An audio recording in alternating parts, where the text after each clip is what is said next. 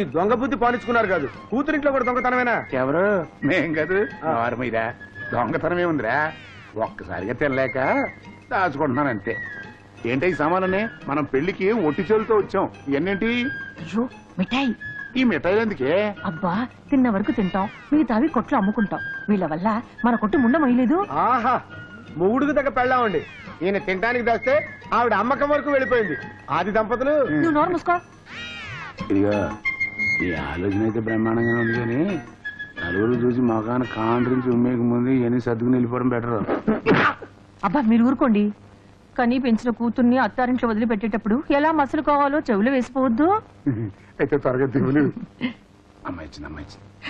అమ్మా లలిత, పిలిచావమ్మా? చూడమ్మా, మేం బయలుదేరుతున్నాం.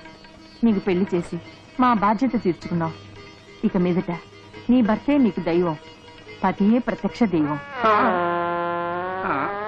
బాబాయ్ ఏమైందండి? ఏడు పడుకుని గట్టిగా లాగరా.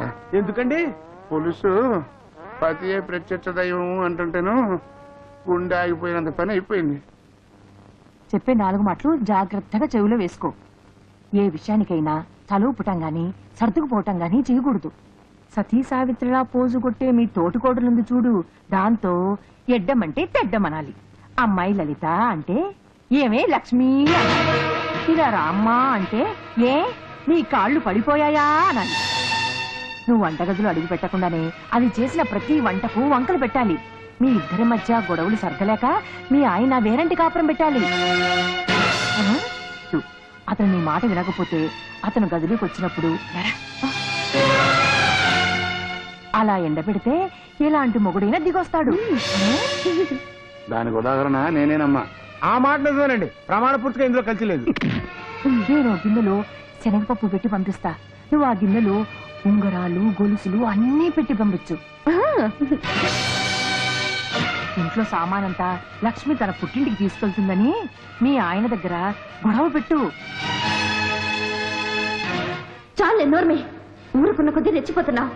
నీలాగా ప్రతి తల్లి కూతురికి ఇలాంటి ఉపదేశాలు ఇస్తే కాపురాలు కూలిపోతాయి. లలిత, నిన్ను అమ్మ అని పిలవడానికి సిగ్గుగా ఉంది.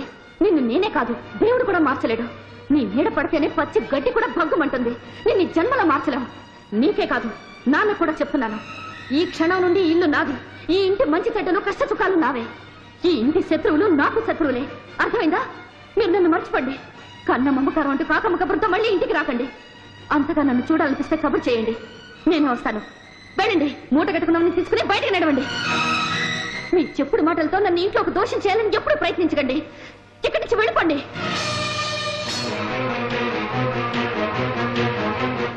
నోటితో చెప్పింది చాలక పులుసు చెప్పుతో సమాధానం చెబుదామని పాత చెప్పు కోసం లోపలికి వెళ్ళిందేమో. చూసారా, ఇది నా కూతురేనా? నా కడుపునే పుట్టిందా? తల్లిని పట్టుకుని ఎన్ని అనరాని మాటలందో చూసారా? నాకు అదే డౌట్ గా ఉంది. ఇది నా కూతురేనా లేక ఏమన్నా కల్తీ జరిగిందా అని. ఏమే నువ్వు నిజం చెప్పు. చాలండి, మొగుడు సచ్చి ఒకటి ఏడుస్తుంటే రంకు మొగుడు వచ్చి కొంగ పట్టుకొని లాగట్ట. అట్టా ఉంది మీ కథ. పదండి. పదా. అక్క, నేను మాట్లాడుతాను, చెప్తావా? ఏంటమ్మా, ఈ ఇంటికి నేనెవరిని? కోడలివి. అంతేకాదు, నీకు తోటి కోడల్ని. అన్నిట్లోనూ నాకు హక్కులున్నాయి, అవునా? అవును. అలాగే ఇంటి బాధ్యత కూడా నా మీద ఉంది కదా. నన్నెందుకు ఏ పని చేయనివో? పొద్దున్న 4 గంటల నుండి రాత్రి 10 గంటల వరకు అన్ని పనులు నువ్వే చేస్తే మరి నేనేం చేయాలి? విజయ్ వెనకాలే ఉండి అతనికి ఏం కావాలో చూసుకోవాలి. అలాగే, నువ్వు వెళ్ళి నీ శ్రీవారితో కబుర్లు చెప్తూ ఉండు, మిగతా పని నేను చేస్తాను. మీ బావగారితోనా? ఆయన దర్శనమే నాకు దొరకదు. ప్రజల కోసం అహర్నిశలు తిరిగే ఆ పాదాలు ఉదయం లేవగానే చూస్తాను, మళ్ళీ రాత్రి ఏ వేళకో, అంతే. అక్క, అవునమ్మా, ప్రతి ఆడది దేవుడు లాంటి భర్త కావాలని కోరుకుంటుంది. కానీ నిజంగా భర్తే దేవుడైతే భరించడం కష్టం. నేను సగటు ఆడదాన్ని. అనుక్షణం భర్త చుట్టూ తిరగాలి, అనురాగపూరితమైన వారి మాటలు వినాలి అని నా ఆశ. అందుకు నేను పెట్టిపుట్టలేదు. కనీసం నువ్వైనా నీ భర్తకు దగ్గరగా ఉండాలని నా కోరికమ్మా. వెళ్ళు. నేను ఇలా పని నీ మీద వదిలిపెట్టి నా భర్త వెనకాలే పడి తిరుగుతుంటే బావగారు నా గురించి ఏమనుకుంటారు? వారికి నా మీద ఏ రకమైన దురభిప్రాయం కలగకముందే నాకు సగం పనప్ప చెప్పు. సగమే కర్మ, పూర్తి పని అప్పగిస్తాను. తోటి కోడలిగా కాక తోడబుట్టిన చెల్లిగా నువ్వు ఇంటికి వచ్చాక ఇక నాకెందుకీ బాధ్యత? ఇవన్నీ నాకొద్దు. పని నాది, పెత్తనం నీది, అంతే. పని చేసే వాళ్లే పెత్తనం కూడా చేయాలి. మొత్తం బాధ్యత తీసుకోవాలి. ఇది నీ ఇల్లు, నువ్వేం చేసుకుంటావో చేసుకో. అక్క అక్క లల్లి లల్లి లాలి లల్లి లాలి లాలి. ఆ! ఎవరి గురించి తల్లదంటున్నా? ఎవరి గురించో ఎందుకు కలలు కంటానమ్మా? నీ గురించే. ఇలాంటి కబుర్లతో తడుపు నిండుతుందా? మరి అలాంటి కబుర్లతో కడుపు నిండుతుందమ్మా. నీతో సిగ్గులేదు? సిగ్గా? సిగ్గు నాకే కాదు, మా యజమానికి, మా అమ్మగారికి, మా ఇంట్లో ఎవ్వరికి సిగ్గులేదు. మీ యజమాని ఊర్లో లేడా? ఊళ్ళో ఉంటే నీకోసం కబురు ఎందుకు పెడతానమ్మా? దా తెరు. ఇదిగో హార్లిక్స్, ఇది వాడు. సన్నగా ఉన్నావు కదా, బాగా లావుతావు. ఇదిగో సబ్బు, ఇది బరబర రుద్దు, రుద్దితో మంచి వాసన వస్తుంది. ఇదిగో కాల్గెట్టు, ఇది పళ్ళకు వాడు, లేకపోతే కంపు కొడుతుంది. ఇది తీసుకో, ఇది తీసుకో, ఇది కూడా తీసుకో. పుచ్చి పుట్టి పుట్టి. చెత్తరా చెత్తరా చెత్తరా అంట, చెత్తర కొత్తరా గత్తరా. అది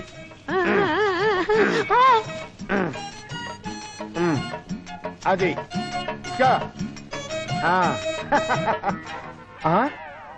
ఇదేంటి జడేలా చిక్కిపోయింది? నేను ఇచ్చిన కేశవర్ధని వాడటం లేదా? కావాలంటే తీసుకో, ఇంకా 4 కేశవర్ధలు ఇవ్వరా? ఇవ్వరా?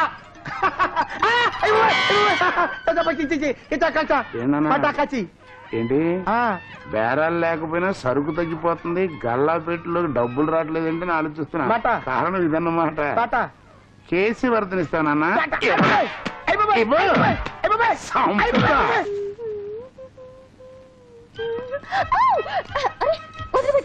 వదలను. నా పిల్లల్ని నేను ముద్దు పెట్టుకుంటాను, ఏమైనా చేసుకుంటాను. సిగ్గెందుకు? ఏమండి, అంతేనా? పగలు రాత్రి ఇదే ధ్యాస, నీకు ఇంకేం పని లేదా? అవును, అసలు చాలా ముఖ్యమైన పనే ఇది. పెళ్ళయ్యాక పెళ్ళాన్ని ఒక్క క్షణం కూడా వదిలిపెట్టకూడదట. ఎవరైనా చూస్తే ఏమనుకుంటారు? లేచాను అనుకో, నా గురించి తప్పుగా అనుకుంటారు. చూడు పిన్నమ్మ పాడు పిల్లడు అని పాటలు పాడతారు. ముందు నా నోరు తీపి చేయవా? తీపి చేస్తే వదిలిపెడతావా? అలా అలా నన్ను అల్లుకుపో. అబ్బా, ముద్దిస్తావు అనుకుంటే తోసేసావేంటి? అయ్యో, ఎసరు మరిగిపోతుంది, దయచేసి నన్ను వదులు. ఎసరు కంటే నేను ఎక్కువ మరిగిపోతున్నా, నాకంటే అదే ఎక్కువ. వదులు వదులు. వదలను. వదలమంటున్నావా? పెళ్ళయ్యాక కూడా షరతులు పెడుతున్నావా? అన్ని నీకు నీ బాబుద్దులే వచ్చాయి. నిజమే, నా గురించి జనం అంతా అలాగే అనుకుంటున్నారు. మీ ఇద్దరు అన్నదమ్ముల్ని విడగొట్టడానికి వచ్చానని, స్వర్గం లాంటి ఇంటి నరకంగా మారుస్తానని. కనకయ్య కూతురుగా నాకంత చెడ్డ పేరుంది. ఈ ఇంటి కోడలుగా చెడ్డ పేరు పోగొట్టుకోవాల్సిన బాధ్యత నా మీదుంది. అంతేకాని పగలు రాత్రి నీ చొక్కా పట్టుకుని తిరుగుతుంటే జనం అనుకునే మాటే నిజమని అక్క బావ అనుకోరు.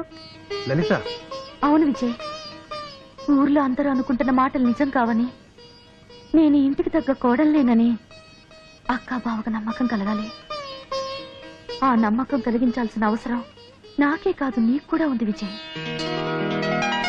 స్వర్గం లాంటి ఇల్లు మనిద్దరి వల్ల నరకంగా మారకూడదు. అమ్మా లలిత, ఇలారా. ఎసరు మరిగిపోతుంది, ఇప్పుడే వస్తాను బావగారు. ఈలోగా నా ఆనందం ఆవిరైపోతుంది. ఒక్క క్షణం ఇలా రామ్మా. నువ్వు ఇంటి కోళ్ళవి మాత్రమే కాదమ్మా, కూతురు కూడా. ఏళ్ల తరబడి సంతానం కోసం ఎదురు చూస్తున్న మాకు దేవుడు నీ రూపంలో కూతుర్ని పంపించాడు. మాకు పిల్లలు లేని లోటు తీర్చాడు. 1000 ఏళ్లు సుఖంగా వర్తిల్లు.